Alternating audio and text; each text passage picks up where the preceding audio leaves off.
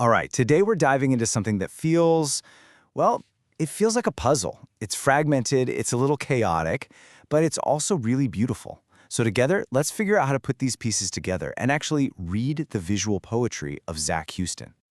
First things first, just look. Don't even try to solve anything yet. Just let these pieces, these fragments, kind of wash over you. You start to notice things, right? The really stark black and white, the torn edges, these phrases that just hang there in space. But you know, in all this chaos, there is one constant thing, that really distinct mechanical lettering. It's the unmistakable voice of a typewriter.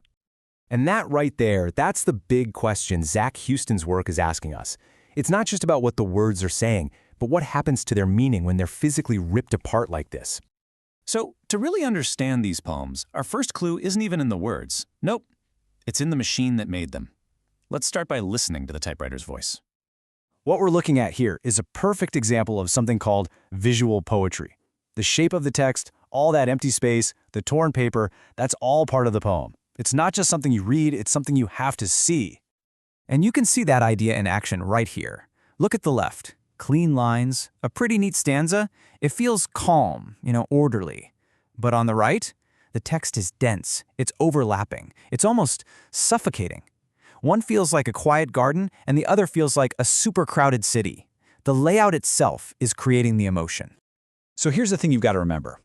These aren't just snippets of text. They are physical objects. Choosing a typewriter gives every single word that same uniform, kind of impersonal feel. And the act of tearing and pasting the paper, well, that adds this layer of, violence or maybe urgency. Every one of these is like a little sculpture made out of words. Okay, so we're starting to get the form. Now let's look for patterns in the actual content. When you start connecting these different fragments, some really specific themes start to pop up. Just watch how these next few pieces start to talk to each other. It kicks off with this phrase, faith-based capitalism. Wow, two incredibly powerful concepts just smashed together. It's jarring, right? It makes you stop and think, what in the world could that even mean? And then we get this piece of the puzzle. It expands on that idea. We've gone from a strange concept to a direct critique of something spectacular, something that's demanding our attention, maybe like advertising or media.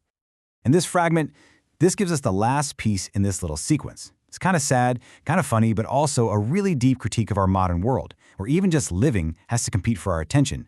So when you put them all together, these individual fragments suddenly create a single, really coherent argument. But hey, it's not all heavy social commentary. Another really cool technique Houston uses is crashing the mythic and the surreal right into our boring everyday lives. This is one of my absolute favorites, the alligator of having to wait in line. Doesn't that just perfectly capture that slow, menacing dread of a really long queue? It takes this boring, universal frustration and just makes it epic. And then on the right, you have this terrifying event described with this beautiful phrase, lovely opportunity. It's that collision that creates such an amazing poetic energy. And we see it again here. Sirens, mythical creatures, symbols of danger and beauty, are just stuck in traffic. An ancient idea trapped in a modern inconvenience.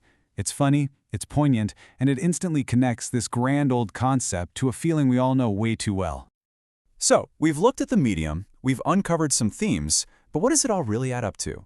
How do we take all these tools and appreciate this work as a whole? So here's your toolkit. First, really look at the object itself, the paper, the font. Second, you gotta let go of needing one single clear message. The gaps, the ambiguity, that's part of the point. Look for your own connections, just like we did with the capitalism theme. And definitely notice those brilliant collisions between the boring and the fantastic. And finally, try to see the whole project as a kind of mirror. Our lives are often fragmented, right? Full of disconnected thoughts and images from this overloaded world. This poetry doesn't just show us that. It's a direct response to it. It makes that feeling visible. And of course, we have to give full credit to the artist behind this incredible puzzle, Zach Houston, because part of appreciating art is always honoring the person who created it. I want to leave you with one final fragment, and it's a question.